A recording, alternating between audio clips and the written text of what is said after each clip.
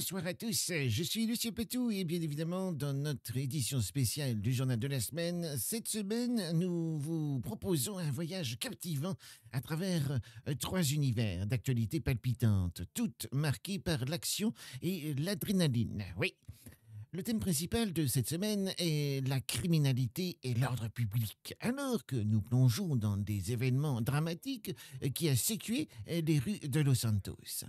Dans notre première séquence, nous explorons le coulisses d'un braquage spectaculaire de la Bronx, orchestré par un groupe de criminels surnommés les Marocains. Ouais. Ensuite, nous verrons où nous emmènerons plutôt à Mirror Park, où une confrontation violente entre les autorités et les individus rebelles a éclaté, mettant en péril la sécurité des résidents.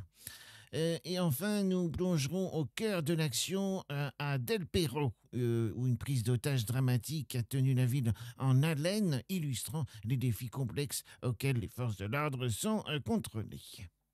Depuis plusieurs semaines, les rues de Los Santos résonnent du fombrissement des fourgons blindés de la Brinks, chargés de collecter les précieux impôts des entreprises de la ville. Surnommés affectueusement les briques à roulettes par les employés, ces convois sont devenus une cible de choix, plus pour les criminels évidemment assoiffés de richesse. Le dimanche 14 avril dernier, une journée comme les autres, a rapidement tourné au cauchemar lorsque le convoi de la Briggs est tombé dans une embuscade près du gouvernement. Un groupe se faisant appeler les Marocains surgit de l'ombre, déterminé de s'emparer du trésor tant convoité.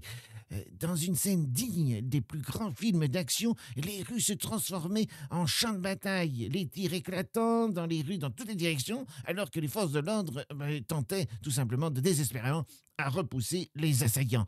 Mais l'avidité et la détermination des Marocains étaient sans égal et malgré une résistance héroïque, ils sont parvenus à s'échapper avec un butin considérable.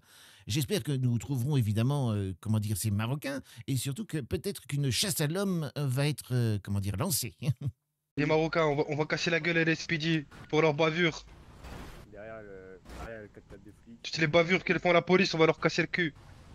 Si Sofiane il dit ça, toute la police, je vais les manger un après l'autre. Le mercredi 18 avril dernier, une journée ordinaire s'est transformée en un affrontement tendu à Mirror Park, sous les yeux vigilants de notre gouverneur, M. Roberts, et ses services de sécurité, épaulés par évidemment les US Marshal.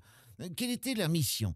Confronter un groupe d'individus qui avaient pris la décision controversée de s'approprier le quartier, oui, couvrant les murs de graffiti, avec des mots qui sont vraiment avec des grosses fautes d'orthographe qui font mal aux yeux, et bloquant évidemment les accès avec des barricades improvisées dans toute la rue. Malgré une première demande de nettoyage des rues, les nouveaux habitants du quartier ont catégoriquement refusé de coopérer, poussant les autorités à intervenir directement. Ce qui aurait pu être une médiation pacifique s'est rapidement transformé en une scène de chaos avec une bagarre éclatant à peine quelques minutes après le débat des pourparlers.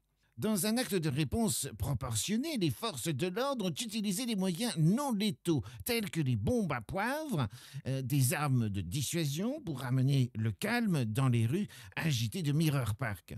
Après une arrestation ciblée ou démonstration, du moins des forces dissuasives, l'ordre a finalement été rétabli, permettant au quartier de retrouver sa quiétude et peut-être de ne plus voir autant de fautes d'orthographe.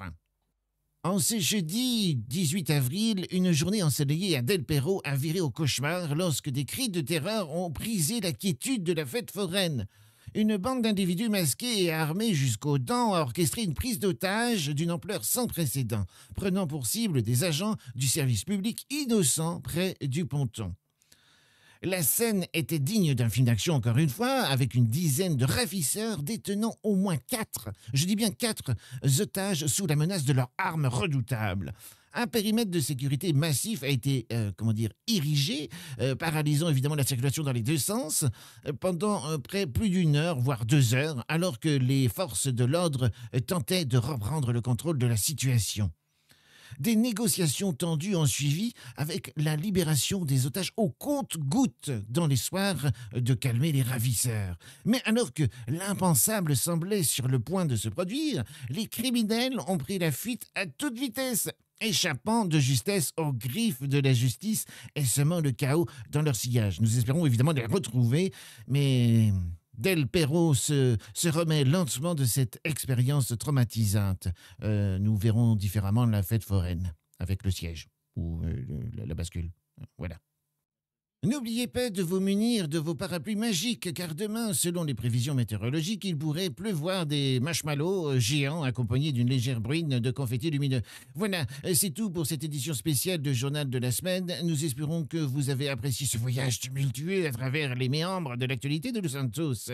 Restez connectés pour de nouvelles aventures délirantes et des informations qui n'ont aucun sens par moment, je dis bien par moment, car après tout, ce qui nous rend la vie aussi imprévisible, c'est les surprises. Je suis Lucien Patou, votre guide dans ce monde aussi fou que fantastique. Prenez soin de vous et surtout, gardez le sourire même quand les licornes volantes vous volent votre café du matin. À la prochaine les amis, et n'oubliez pas, restez bizarres. Oui.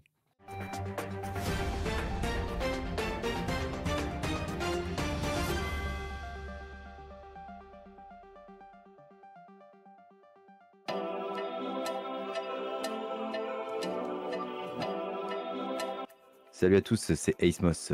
Aujourd'hui, on se retrouve pour mon outfit today. Alors, j'ai mis un petit bandana motif gangster de couleur blanc malveillant, une petite paire de lunettes Casal Type avec verre polarisant bleuté, ma petite paire de boucles d'oreilles fétiche que je vous présente pas. J'ai mis une veste de costume rose Sunset coupe droite en flanelle de laine. On est sur 160 grammes du mètre carré, donc si vous voulez, c'est un peu lourd à porter, mais c'est hyper confort. J'ai mis un petit col roulé en cachemire du Népal. Je vais pas vous mentir, ça gratte un tout petit peu. Un petit pantalon coupe cigarette ajusté en lin à motif bandana qui rappelle le bandana.